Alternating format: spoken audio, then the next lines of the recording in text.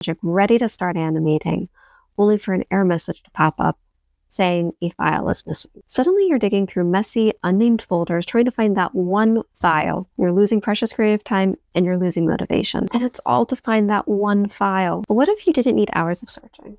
What if you could find that file in 1 minute? I'm going to share with you the 3 folder system that I've used for the past 6 years to organize all of my animation assets and projects so that when you set up your next animation project, you don't have to worry about finding a missing file because you'll know exactly where it is. So how do you start and where does everything go? Because I know if you're creating an animation project, there is a lot. Before you even get into the 3 folders that you need to create for your project, you need to have your overall folder named properly.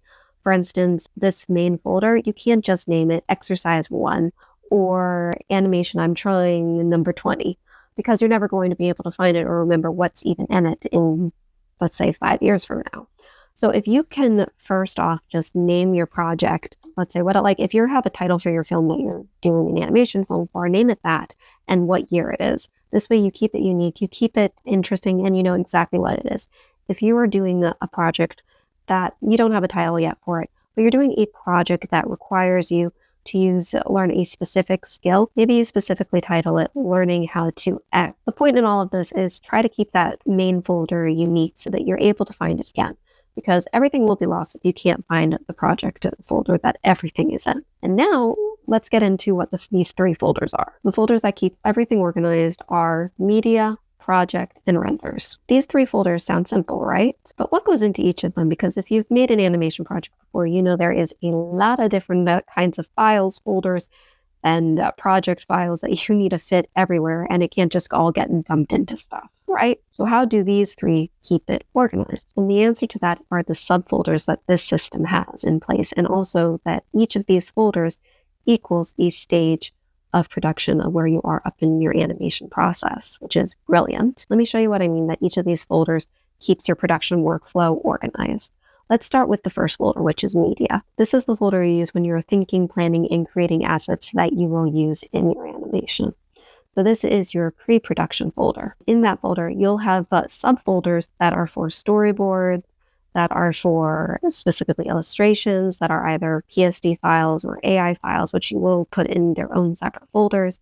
You will have renders or B-roll. And I have all these folders listed in this chart here that I'm giving away for free. All you have to do is click the link in the description below. You deserve to be able to organize your projects without it being a huge hassle. And I should mention that while there is a lot in the media folder, because the media folder is covering a lot of information, but you do not need every single subfolder imaginable or that is listed in that chart, because you don't need every folder. If you're not doing something like 3D, for instance, you're not going to have Cinema 4D renders in your media folder, but you are probably going to have storyboards, but maybe you won't have scripts because you're not responsible for it. So it all depends on which part you are doing. And some good news, while this folder is going to be your biggest, the other 2 are much smaller. And as you keep going down, they just get smaller and smaller with how much is in it. So on to the next one. Let's go to the project folder. This folder is where you start taking all of the assets that you created and start creating your animation from them. This project folder, it is the production stage. For example, in this folder, I work primarily in After Effects, so I would have all of my After Effects project listed here.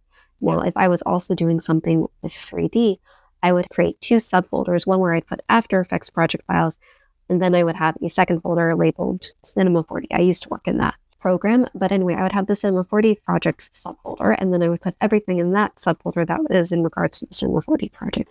And in each of these folders, because you are probably working on this project for a long time, you're going to have several iterations, several changes, and you also want to be very, very careful to save your work, because how many times have you lost something or because the computer crashed? I've been there, I've done that. It is horrible and horrendous. But how can you keep your projects organized is in this After Effects folder. If you're having the same thing over and over and over, you don't want to just use the autosave feature. So the way I do it is that I have my title of my project and then I have the date. So for instance, let's say it is August 30th and it's 2025. So I would put that in just like this. That would be acting as my version number, because the next day when I save it again, either at the beginning or at the end of the day or whenever I'm done with it, I'd be saving it as August 31st, 2025. It's time to talk about the last folder. Maybe you've guessed what the render folder is for. If you want, put it in the comments. I look forward to reading it later. And if you guess that the render folder is where you put your renders, that is right. This is your post-production or end of production folder. As you can see, each of these folders organize your animation project from the beginning phase up until your final export. And remember, if you want to give it a try and you want to get a list of all those folders that you could have in your media project folder, just go ahead, click the link in the description, and then you get to start setting up your animation project and never lose a file again.